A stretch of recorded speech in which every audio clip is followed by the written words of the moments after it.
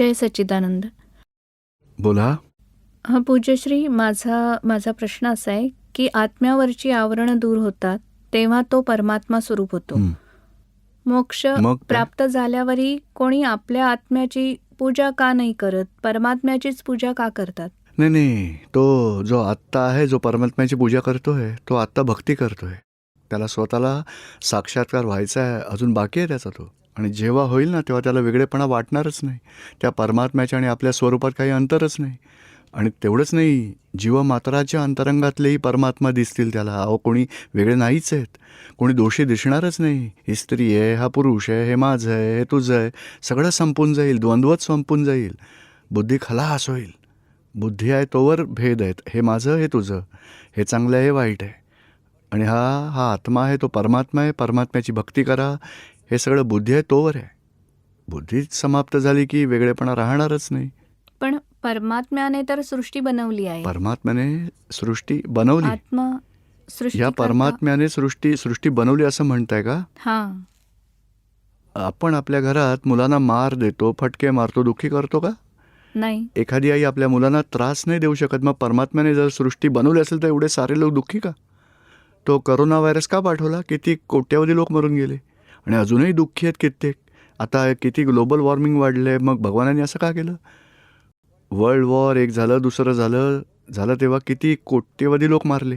भगवानाने असं का केलं? खरं तर भगवान करतच नाही, काही करूनही घेत नाहीत. सृष्टीची रचना भगवानाने केलीच नाही आहे. आणि याच अज्ञान मान्यतेमुळे संसारात आपण भटकतो आहोत. अजूनही सच्च ज्ञान हे प्राप्तच नाही झालं. भगवान हे करणार नाहीत आहेत, हे भगवान करवणारे नाहीत. भगवान आहेत आणि there are 6 eternal elements in this world. भगवान हे एक तत्व आहे अविनाशी, अशी दुसरी 5 अविनाशी तत्व आहेत. जडतत्व, गती सहाय्यक तत्व, स्थिती सहाय्यक, आकाशतत्व, कालतत्व. अविनाशी तत्व आमने सामने आल्यामुळेच हा संसार उभा ठाकला आहे. अवस्था उत्पन्न होतात आणि अवस्थांमुळे भ्रांती उभी राहते आणि भ्रांतीमुळे कर्तेपणा निर्माण झाला, अज्ञान आलं आहे आणि संसार उभा राहिला आहे. म्हणजे अविनाशी तत्व आहे. त्याची ओळख न झाल्यामुळे वाटतं की परमात्मा वरती आहे, आपण जर जीवात्मा आहोत तो परमात्मा आहे. पण अंतरंगातला आत्मा तोच परमात्मा आहे. आपण देहाध्यासात आहोत तोवर अज्ञानता आहे. तोपर्यंत असं वाटतं परमात्मा वरती असेल, सृष्टी त्याने बनवली आहे. खरं तर असं काहीच नाही. वास्तव काहीतरी वेगळंच आहे. होय पूज्यश्री. समजलं आता तुम्हाला? होय. घनश्याम वोरा, दिल्ली. पूज्यश्री, मी आत्मजागृतीत नाही राहू शकत. तन्मयाकार होतो नेहमी. कृपया ह्यातून बाहेर पडण्याची तुम्ही तन्मयाकार काहीतरी. होता हे कसं काय कळतं हो तुम्हाला?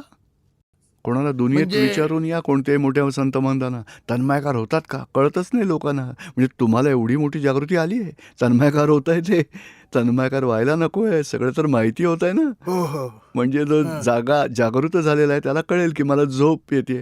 आणि झोपेत असणाऱ्या त्या माणसाला कळतं का की मी जागा नाहीये? जागा असणाऱ्याला म्हणजे जाग आली आहे तुम्हाला? हो हो. तन्मयाकारी या 3 पार्ट्स आहेत. बरं. एक फिजिकल पार्ट आहे घनश्यामचा, दुसरा अहंकार बुद्धी आहे आणि तिसरा आपला जागृत पार्ट आहे. हा अहंकार तन्मयाकार होतो. बरं. देहाने, वाणीने, मनाने, खाण्यात, क्रियांमध्ये, चालण्यात, फिरण्यात, बोलण्यात तो अहंकार तन्मयाकार होतो. तेव्हा आपल्याला जागृती येते की हा तन्मयाकार झाला आहे, वेगळा नाही राहिला. आणि त्यात मी स्वतःला विसरून जातो. हा, म्हणजे तुम्हाला कळत असतं की किती इंटेन्सिटीने तन्मयाकार झाला, किती वेळा तन्मयाकार झाला. आणि नाही आवडलं जेवण तर वेगळाही राहतो, कारण त्यात आज तो तन्मयाकार नाही झाला, हे सुद्धा समजतं तुम्हाला. पण मग जागृती केव्हा राखायची? घनश्यामचा अहंकार तन्मयाकार होतोय, ती जागृती ठेवायची. मी तन्मयाकार झालो नाही, मी तर घनश्याम आहे. कुठे काय करतोय ते बघणारा मी शुद्धात्मा आहे. शुद्धात्मा 24 तास जागृत असतो, प्रकाशक असतो. हां, समजलंय आता तुम्हाला? ही जागृती इथे ठेवायची की तन्मयाकार होणाऱ्यातला तू बघ, तीच सगळ्यात मोठी जागृती, तेच तप आहे, अंतरतप. होय पूज्य दीपक भाई. हो, धन्यवाद. जय सच्चिदानंद. जय सच्चिदानंद. जयकुमार गुप्ता, जालंधर. मोक्षाच्या पुढे काय आहे? मोक्ष म्हणजे काय की संसारात जे काही दिसतं, संसारातल्या तमाम दुःखांपासून मुक्ती मिळणं, तो फर्स्ट स्टेजचा मोक्ष आहे. कर्मबंधन न होता कर्मफळ समता भावनेने पूर्ण होतात, कोणते दुःख टच होत नाही, तो फर्स्ट स्टेजचा मोक्ष. आणि नंतर आत्म्याची जागृती मिळाली, त्यामुळे नवी कर्मबंधनं स्टॉप झाली. जुनी कर्मफळ पूर्ण होतील, मग कंप्लीट झाली की आत्मा केवळ ज्ञानी होतो आणि देहातल्या परमाणूतून सुद्धा सुटतो आणि सिद्धक्षेत्रीही जातो. आणि तिकडे त्यानंतर कोणतीच परिस्थिती नाही. तिकडे अनंत काळापर्यंत, अनंत दशेत, अनंत आनंद परमानंदात राहायचं आहे. साऱ्या जगाला बघणं, जाणणं आणि स्वतःच्या अनंत परमानंदात राहायचं. तसे अनंत काळापर्यंत त्याच स्थितीत राहायचं. ती म्हणजे ते ती final. मोक्षाची शेवटची स्टेज. Final. त्याच्या पुढे कोणती स्थिती नाही, ठीक आहे. त्यानंतर काही नाही. तीच अंतिम स्टेज आहे बघा. ठीक आहे. आणि त्या स्टेजला पोहोचण्यासाठी महावीर भगवानांनी पुरुषार्थ केला.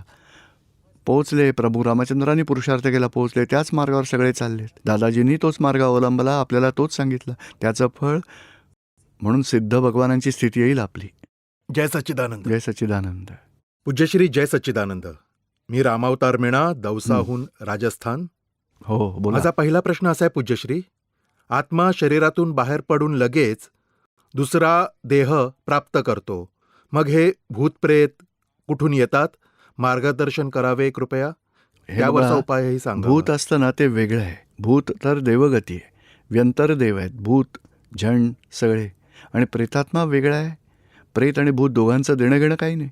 प्रेत म्हणजे काय आहे की हा देह सुटला पण दुसरा देह मिळाला नाही, तर मध्ये 10-15 वर्ष भटकतो. म्हणजे बघा, जसं आपल्या घरातून आपल्याला कोणी आपल्याला बाहेर काढले का घरातून, आपलं दुसरं घर तयार झालं नाही आहे, तर आपण मित्राच्या घरी राहतो, कोणाच्या तरी गॅरेजमध्ये राहतो, एखाद्या भाड्याच्या घरात 10-15 महिने, मग काढून नंतर आपला बंगला तयार झाला की निघून जाऊ. तसं प्रेतात्मा म्हणजे काय, इकडून सुटला, दुसरा मिळाला नाही त्याला, मग 5-25 वर्ष त्याची म्हणजे कोणत्या तरी देहात राहील. 25 परोठे खाणार, 25 कप चहा पिणार, नंतर त्यातून सुटेल. म्हणजे 2-4-5 दिवसानंतर पुन्हा येईल. म्हणजे तो प्रेतात्मा आहे. तो भटकतो, त्याला भटकता आत्मा म्हणतात. आणि भूत म्हणजे व्यंतर देव आहेत. ते मनुष्याला दुःख द्यायला येत नाहीत, कोणालाही असा त्रास वगैरे. तुम्ही म्हणाल की भूतबीत मी मानत नाही, तर प्रचिती देतील तुम्हाला, अनुभव करून देतील. बाकी ते काही दुःख देण्यासाठी येत नाहीत. ते आपल्या दुनियेत आनंदात असतात. व्यंतर देव असतात सगळे. पूज्यश्री माझा दुसरा प्रश्न आहे, आत्मा आणि देह वेगवेगळे आहेत. आत्म्याला काही दुःख सुख काहीही नाही होत. आत्मा तर ज्ञातादृष्ट आहे. जे काही दुःख आणि सुख व्हायचंय ते रामावताराला होते. तर मग मोक्षाची गरज आत्म्याला का भासते?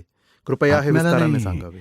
ह्या देहाला सुखदुःख होतं आणि आत्म्याला सुखदुःख होतच नाही. पण तिसरा पार्ट आहे अहंकार. पण तो दुःख सुख मलाच झालं मानतो. देहाला होतं तेव्हा त्याला मानतो की हे मलाच झालं. आणि त्या अहंकाराला बंधनाचं दुःख आहे. बंधनामुळे तो भटकतो. त्या अहंकारालाही मुक्ती हवी. आता बाबा, या सुखदुःखातून मला मुक्ती हवी आहे, मला तर आनंद हवा आहे आत्म्याचा. तो आनंद आत्म्यात आहे, पण आत्म्याचं जेव्हा भान होईल, अनुभव लक्ष प्रचिती येईल, तेव्हा आत्म्याचा आनंद मिळायला लागेल. म्हणजे त्या अहंकारालाही मोक्षाची इच्छा आहे, आत्म्याला नाही आहे.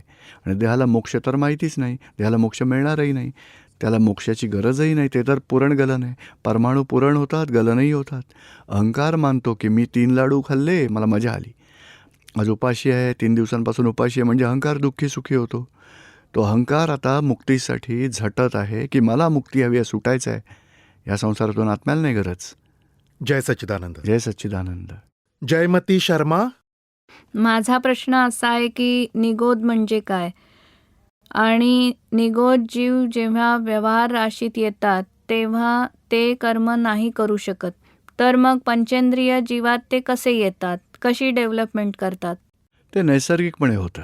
म्हणजे जेव्हा मनुष्यात येतात, बुद्धी अहंकार डेव्हलप झालेलं नसतं तोपर्यंत नैसर्गिक डेव्हलपमेंट होते. जेव्हा आवरण नाही का, एखादा लाकडाचा उंडका असतो, त्याच्यावर खूप जाड असा मातीचा थर बसवला, तलावात सोडला, सगळ्यात आधी तो खाली जाऊन बुडेल. पण जसजशी माती विरघळत जाईल पाण्यात, तसा उंडका वरती यायला लागेल हळूहळू.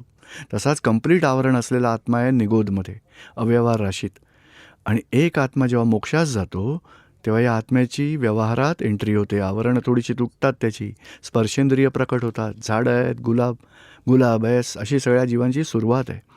आणि नंतर दुसरा आत्मा जेव्हा मोक्षास जातो तेव्हा वरती जागा खुली होते, त्यामुळे त्यांची डेव्हलपमेंट वाढत जाते, आवरणं तुटत जातात. एक इंद्रियातून कित्येक लाखो अवतार झाल्यावरती 2 इंद्रिय जीव बनतो.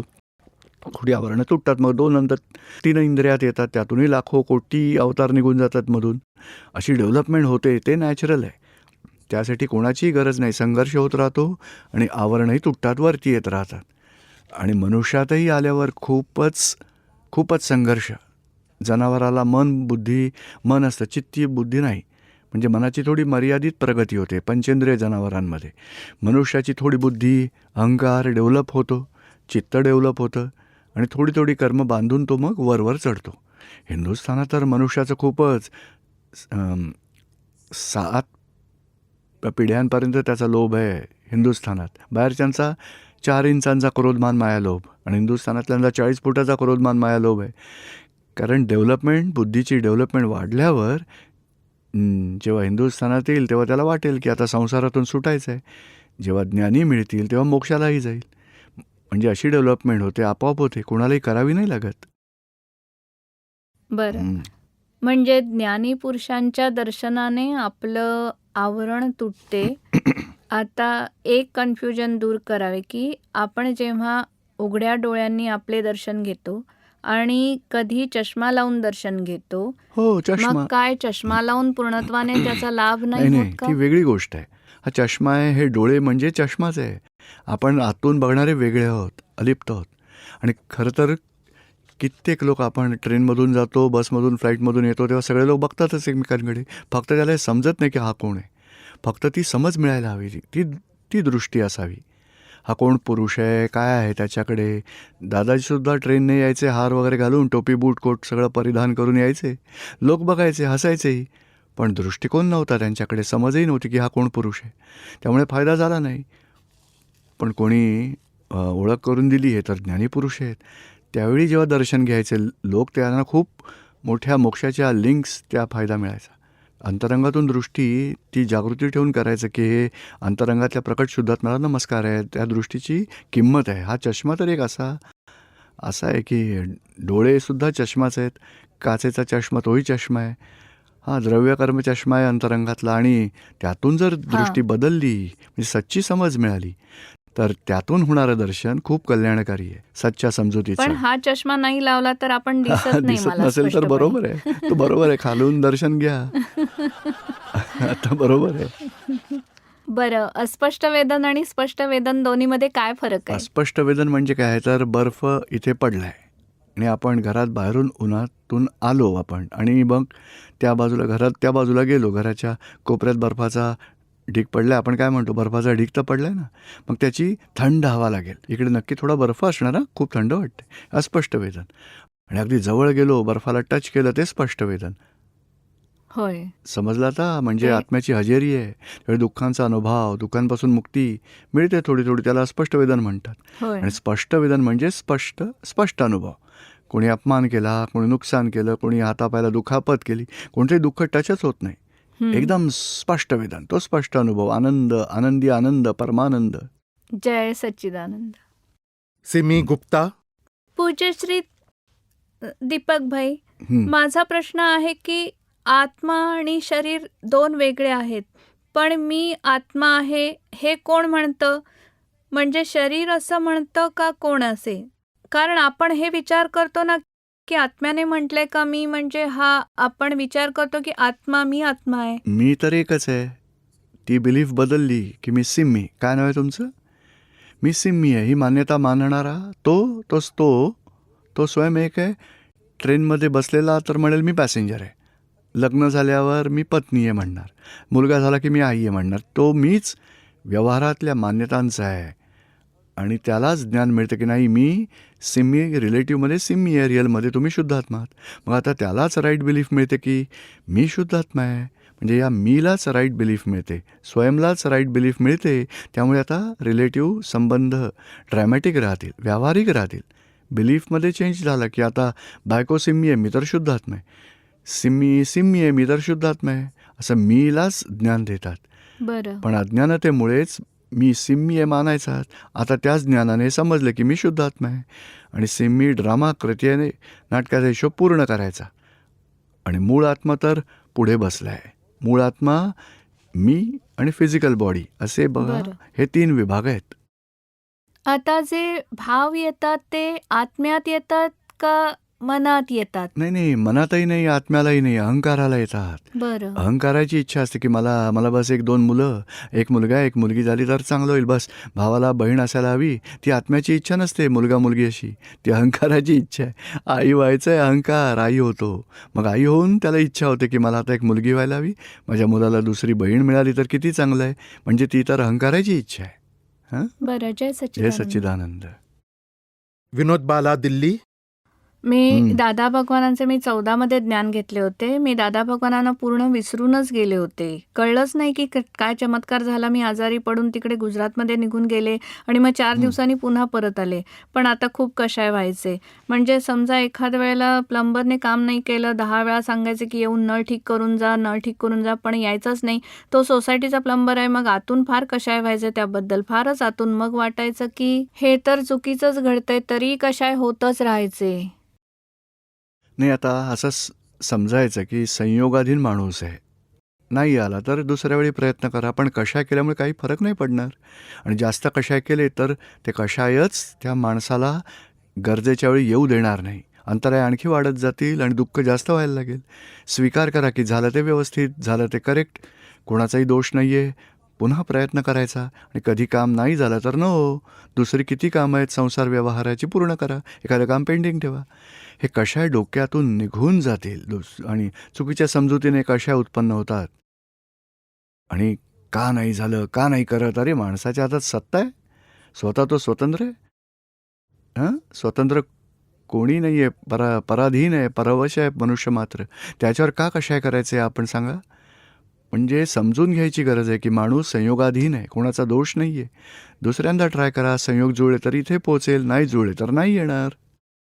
आणि दीपक भाई, दुसरे असे की मी जेवण करते आणि जेवण झाल्यावर काहीतरी सतत खात राहते. ते मला तो बघा स्त्री प्रवृत्तीचा हिशोब आहे. विनोद बालाचा हिशोब आहे. समजून घ्या, ही प्रवृत्ती अशी आहे की खाल्ल्यानंतरही म्हणजे काय आहे, चला थोडंसं काही तोंडात टाकू, आणि दिवसातून असं किती वेळा खातच राहाल. प्रवृत्ती आहे, स्त्री प्रवृत्ती. बघा, लहान मुलं असेल ना 3 वर्षाचा आणि 3 वर्षाची मुलगी असेल, मुलगा एखाद्या वेळेस खाईल, नंतर काही नाही. आणि मुलगी तर मला हवंय, लवकर दे, ते लवकर आहे. शरीरासाठी तर चांगले नाही ना. अहो, शरीराला अपाय होईलच, पण प्रवृत्ती तशी आहे, काय करणार. आता इथे पहा, तो प्लंबर वेळेवर नाही आला म्हणून रागावलात, पण हे जास्तीचं खाता त्याचं काय करणार. तुमची इच्छाच नसते तरीही प्रकृती खायला लावते, काय करणार. दादाजींनी एक उपाय सांगितला आहे भगिनींसाठी खास. एक निश्चय करा, कमीत कमी दिवसातून 12 वेळा खायचं. आणि नंतर मोजायचं, एकदा झालं काही झालं, काही एकदा जरी चाखलं तरी एकदा झालं, 1 चमचा जरी आईस्क्रीम खाल्लं तरी एकदा झालं, 3दा झालं, असं 12 वेळा खायचं. ते तर नंतर चांगला नियम जर पाळायला लागला तर पुढचं करायचं, 8 वेळा खा, नंतर 6 वेळा, काही लोक 2 वेळा खातात बघा, अगदी 2 वेळा.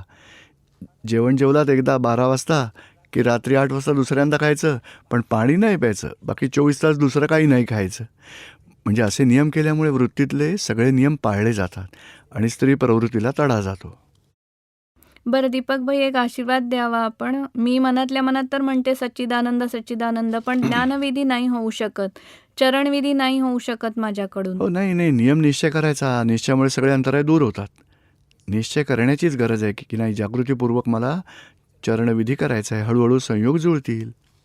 मी ना खूप त्रासून गेलीये. माझी 3 मुलं आहेत, ती अभ्यासात अगदी मागे पडलेली काय आहेत. करणार मग. दादाजींच्या प्रार्थनेचं एक छोटंसं पुस्तक घेऊन जा स्टॉलमधून आणि मुलांना वाचायला द्या. चला दादा भगवानांची प्रार्थना करा आणि वाचा. नंतर 10-15 मिनिटं घरात असे मग जय जयकार करा, तुम्ही वलवून घ्या. सगळ्यांनी मुलांनाही सांगा की तुम्ही म्हणायचं आहे, आपण म्हणूया, आणि आरती करा. त्यामुळे स्थिरता वाढेल, शांती वाढेल, एकाग्रतेची शक्तीही वाढेल, चांगल्या प्रकारे अभ्यासही करू शकतील.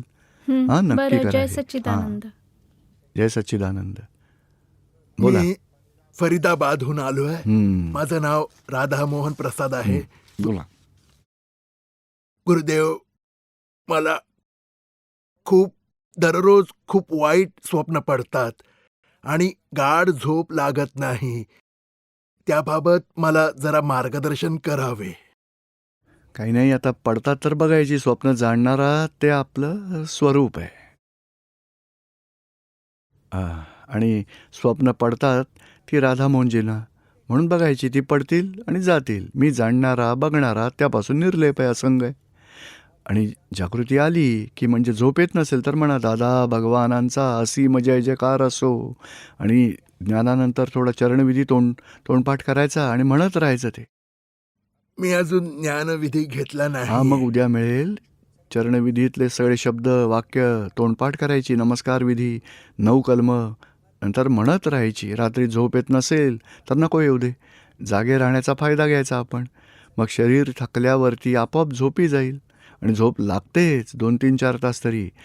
नंतर शरीराला गाढ झोप नाही येत. मग अर्ध जागृतावस्थेत त्या अवस्थेत स्वप्न वगैरे पडतात. त्यानंतर तोही डिस्चार्ज परिणाम आहे, त्याकडेही अलिप्तपणे पाहिजे, कारण तो डिस्चार्ज परिणाम आपला आहे. आपलं काहीच देणं खरं घेणं नाही तर त्याच्याबरोबर. मला काहीच चिंता काळज्या नाही आहेत. हरकत नाही, हरकत नाही. हा भरलेला माल आहे प्रकृतीचा.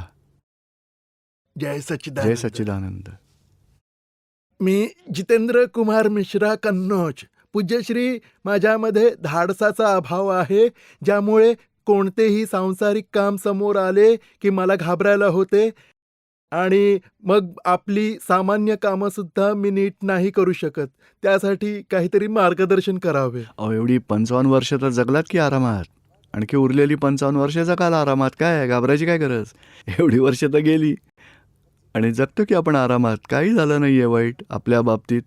ही तर प्रवृत्ती आहे. आता काय की आता ज्ञानही घ्या आणि दादाजींकडे शक्ती मागे. दादा भगवान, हा व्यवहार आहे, फाईल आहे, समभावाने निकाल करण्याची मला शक्ती द्या, अशी भावना ठेवा. शक्ती मागून व्यवहार पूर्ण करा. आपल्यातल्या ताकदीने काम नाही होणार. दादा भगवानांच्या ताकदीने काम पूर्ण करायचं एक संसारातलं. हं. म्हणून त्यांच्याकडे शक्ती मागायची. आपली शक्ती तर माहिती आहे कमी आहे, म्हणून राहू दे बाजूला. रोज दादा भगवानांकडे 10 मिनिटं शक्ती मागा, एक व्यवहार पूर्ण करायचा. हे दादा भगवान, मला शक्ती द्या, मी समता भावाने व्यवहार पूर्ण करेन. आणि बघा, तुमचा व्यवहारही पूर्ण होईल, शक्तीही राहील तुमच्याकडे. बस. होय. जय प्रणाम. सच्चिदानंद. जय सच्चिदानंद.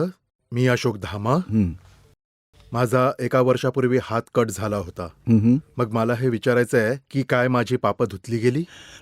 तो कर्मांचा हिशोब आला समजायचं. पण दुसरा हात शाबूत आहे ना, होय. दोन्ही पाय सलामत आहेत, हो किडनी, हार्ट, लंग्स, ब्रेन सगळे सलामत आहेत. हो. अहो, मग मजा करा. असं हे दुःखी नाही व्हायचं. आता ॲडजस्टमेंट जी काय आहे ती करून आपला व्यवहार पूर्ण करायचा. नाही, आतून तर मी खूप खुश आहे, काहीच बस, अडचण मग नाही. समता भावनेने पूर्ण करा, कारण कर्मांचा हिशोब होणारच होणार. काहीतरी झालं असेल. आता एक कर्म जे दिसतं आहे की हात कट झाला आहे, त्याच्यामागे किती कारणं असू शकतील आणि एका कारणाचे तरी परिणाम किती होऊ शकतात. एवढा गुंतागुंतीचा संसार आहे हा. एकदा भाव बिघडले तरी तुझे हात तोडून टाकीन, काय समजतोस, मारीन तुला, असे भाव बिघडवले तरी आपला हात तुटेल पुढच्या जन्मात. म्हणजे खूप सारे कर्मांचे हिशोब बांधले जाऊ शकतात. जे घडून गेलं त्याचा स्वीकार करा की बाबा झालं ते व्यवस्थित. आता जे काही बाकी उरलं आहे त्याच्या आधारे आपलं जीवन कसं सेट करायचं, ज्यामुळे आपले व्यवहार कर्म पूर्ण होतील आणि आपण मोक्षाच्या प्रगतीत जागरूक राहू. जय सच्चिदानंद. हो, जय सच्चिदानंद. पूज्यश्री, मला स्वप्न खूप पडतात आणि त्यामुळे मला खूप भीती वाटते. काय पित्र आहेत या दुनियेत? पितर, हो, पितृदोष. पितृदोष म्हणतात ते. हो. तो पितृदोष बघा, कोणी पित्र नाही बसलेत वर. बरं. ते बसून काय करणार? हो, आपणही कुणाचे पितृ असू शकाल ना पूर्वभावात. इथे मजा करतात, तेव्हा कुठे जातात त्यांची पित्र? पण मला ती भीती वाटते आणि मान्यता आहे, स्वप्न खूप त्यात पडतात. घाबरण्याचं कारण नाही. दादा भगवानांचं स्मरण करा. हे दादा भगवान, मला समभावाने निकाल करण्याची शक्ती द्या, अशी भावना ठेवा. बाकी ही भीती हळूहळू मग निघून जाईल. हे भरलेलं प्रकृतीचे परमाणू आहेत, घेऊनच आलात आणि ह्या लोकसंज्ञेमुळे अज्ञान मान्यता घुसल्या आहेत.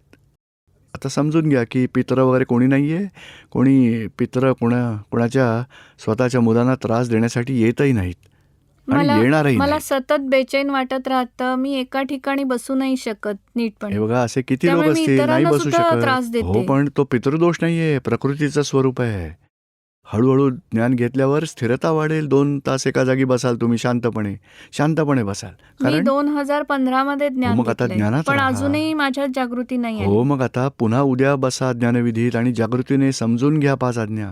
फाईल्सचा कसा व्यवहार निपटून टाकायचा आहे, सारे संयोग कसे कोणाच्या अधीन आहेत, शुद्धात्म्याचे काय स्वरूप आहे, सगळं बरोबर समजून घ्या. त्यामुळे सरस चांगली जागृती राहील तुमच्यात. ठीक आहे. जय सच्चिदानंद.